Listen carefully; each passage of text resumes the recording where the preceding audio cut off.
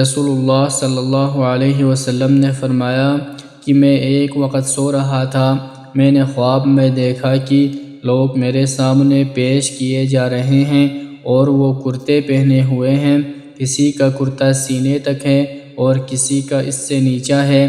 پھر میرے سامنے عمر بن خطاب لائے گئے، ان کے بدن پر جو کرتا تھا اسے وہ گھسیٹ رہے تھے، یعنی ان کا کرتا زمین تک نیچا تھا۔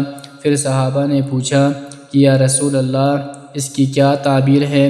آپ صلی اللہ علیہ وسلم نے فرمایا کہ اس سے دین مراد ہے۔